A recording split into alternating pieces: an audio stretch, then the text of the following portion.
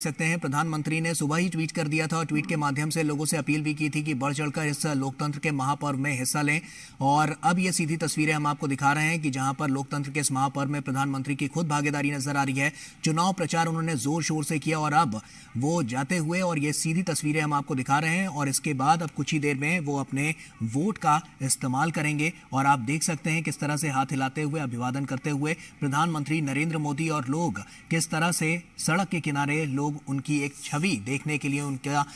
ये तस्वीरें लगातार हम आपको दिखा रहे हैं कि किस तरह से लोग यहां पर खड़े हुए हैं और प्रधानमंत्री का ये काफिला आगे बढ़ता हुआ। और अब से कुछ ही देर में प्रधानमंत्री नरेंद्र मोदी अपने मताधिकार का प्रयोग करेंगे। तो साबरमती विधानसभा सीट से प्रधानमंत्री का काफिला हम देख रहे हैं। ये आप भीड़ देखिए, सुबह से मौजूद है। ये भीड़ सुबह से मौजूद है। ये लोगों का प्यार सिर्फ एक झलक पाने के लिए प्रधानमंत्री की जिस तरह से, अब देखिए प्रधानमंत्री खुद काफिले से उतर गए हैं और यहां से लोगों का प्यार, अभिवादन स्वीकार करते हुए,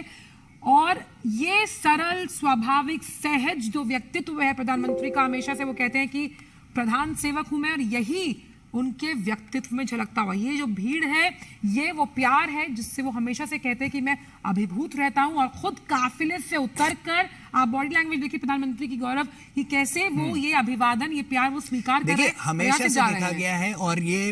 उनका गृह राज्य भी है। ऐसे में समूचे राष्ट्र से तो वो प्यार करते ही हैं, लेकिन गुजरात के लिए जो उनका प्यार है, जो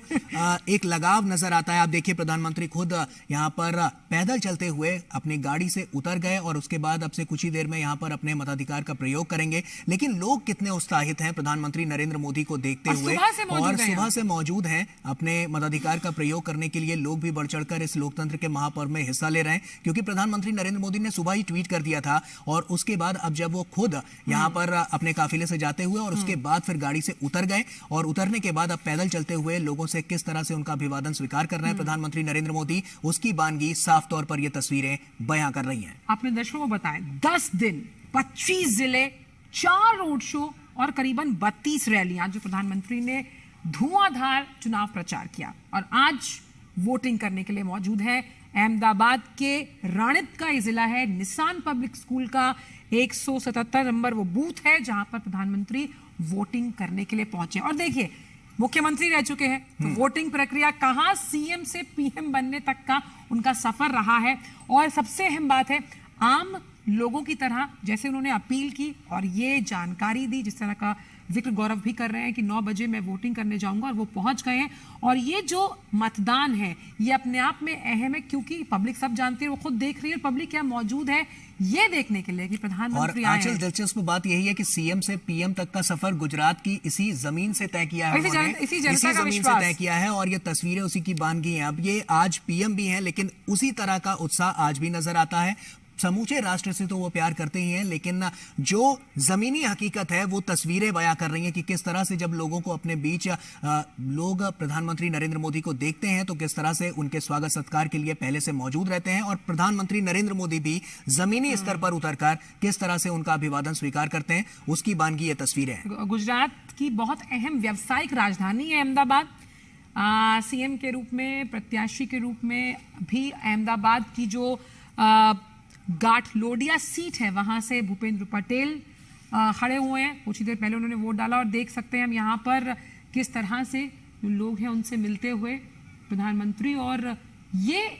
एक उनके व्यक्तित्व को हमेशा अलहदा बनाता है तमाम नेताओं से जब वो जनता के साथ संपर्क साधते हैं, संवाद करते हैं। हमने ये चुनावी रैलियों में भी देखा, यहाँ पर भी हम देख पा रहे हैं, और यही उनके व्यक्तित्व का जो गुण है वो उन्हें बहुत अलग बनाता है तमाम नेताओं से। और यही हमने देखा कि कैसे उन्होंने जनता से अभिवादन स्वीकार किया, अभिवादन का जवाब देते हुए अब वो पहुंच गए हैं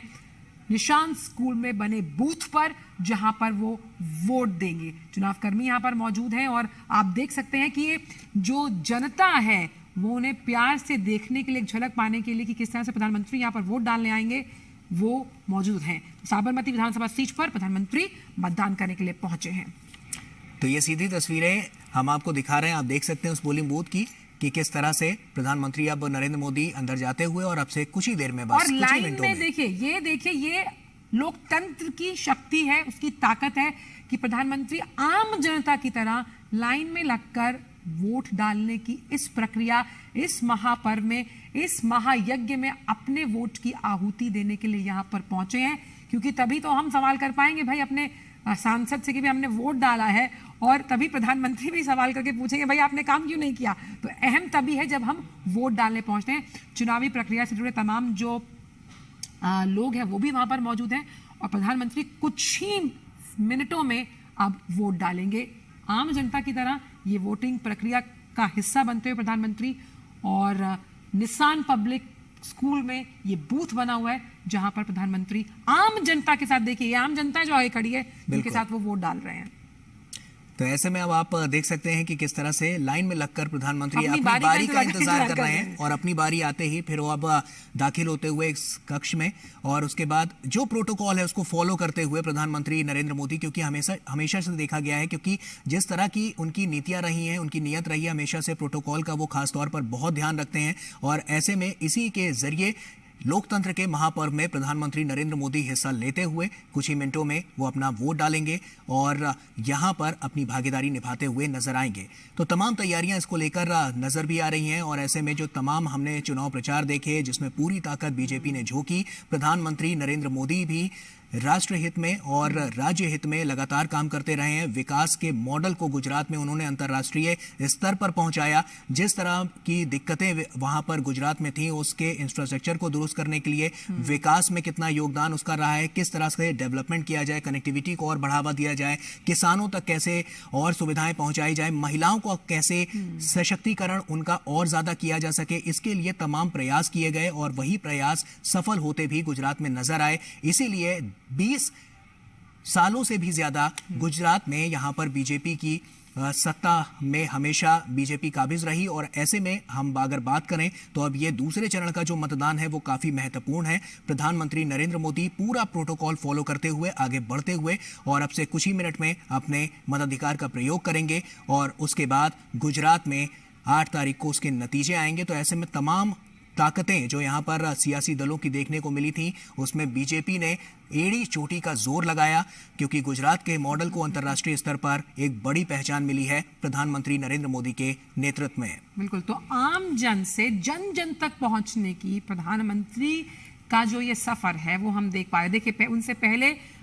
एक मतदाता गई, उन्होंने वहां पर वोट किया, और ये प्रोटोकॉल का पालन करते हुए प्रधानमंत्री इस वक्त का ये सबसे अहम और खूबसूरत तस्वीर लोकतंत्र की शक्ति कि प्रधानमंत्री ने अपना वोट कास्ट किया है अहमदाबाद में साबरमती